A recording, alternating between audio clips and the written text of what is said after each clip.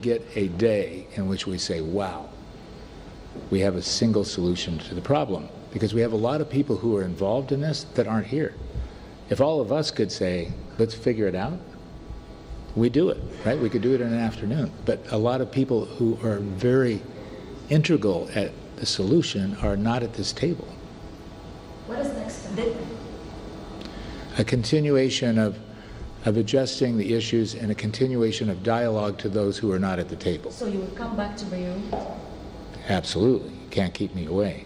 Okay, did Speaker Berry offer you any new proposal concerning Hezbollah that we can build on it?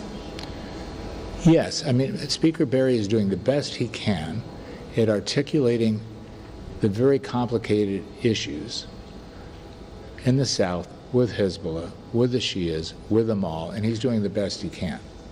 Now remember, we have counterparts that are very... Is it enough? Is it enough for who? You have to decide if it's enough. It's a process.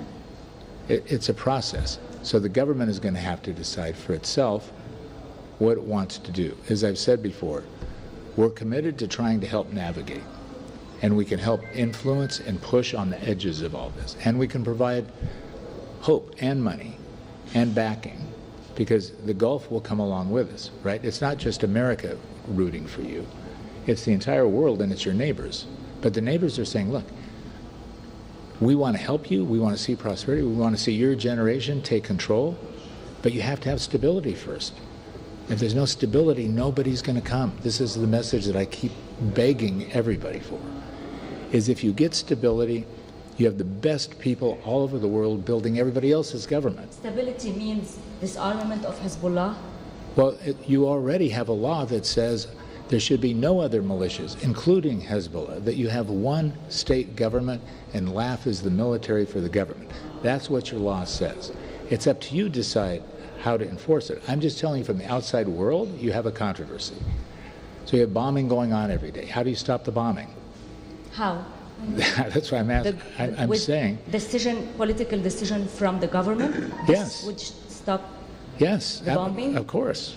There's no other place to stop the bombing except for dialogue at the political level, which then carries over to the military level. And with dates also for precise dates. Well, precise dates have never worked, right? You've had 3 agreements, all with categories of dates that haven't worked. So rather than dates, I look at it when people say disarm. To me, the important thing is not disarming, it's the people who have an intent that have the arms. So if you don't have them on side, it doesn't matter that they give you those weapons, there'll be other weapons. So we're trying to solve those, and everybody has to be a little bit patient. And if we can be patient without devastation, so that the dialogue can go on without loss of life or casualties, that's the goal at the moment. If I may, you have been quoted as saying that if I go to the Israelis to relay a Lebanese request of a cessation of the hostilities, their answer is going to be definitely no, and why would we do that? First, is this accurate? Second, what do you think the Israeli reaction would be? Your first question, no, is not accurate. As you know, there was an agreement that included the Israelis, this trilateral agreement, in which there was already a cessation of hostilities agreement. That this administration meaning President Trump's administration, had nothing to do with. This was negotiated in a previous political environment with a whole set of understandings. So that cessation of hostilities agreement already exists, but obviously people are interpreting it different because it's not working. So our point of view was to come in and say, okay, why isn't it working? What's this confusion? The Israelis obviously have a different point of view. So what we're trying to do is to be the honest intermediary and say, okay, it's not working, they have a point of view, you have a point of view, let us give you our opinion as to where it is and how we fix it. But that's a process, and I know you're frustrated with my answers because what you want is to say, we're going to come in, America's going to fix it, President Trump is going to helicopter in and make America and Lebanon greater. He wants to do that. It takes time, and I think everybody's working at it. We don't have a definitive solution today. We're just trying to bring down the temperature. Actually, the youth are looking for certainty, if I may. We need an answer whether things are going to go well or things are going to go yes. worse.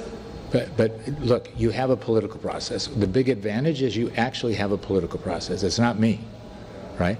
I mean, I'm so proud to be Lebanese, but it's not me in the political regime.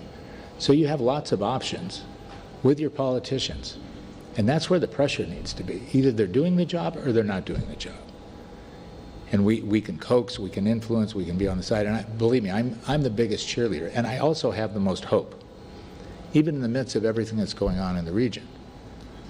You're the most resourceful, the most adaptable.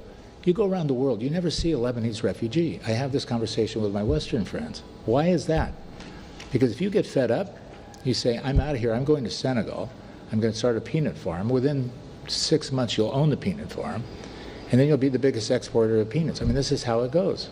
So I'm hopeful, and I'm running to the airport, so I'm not running like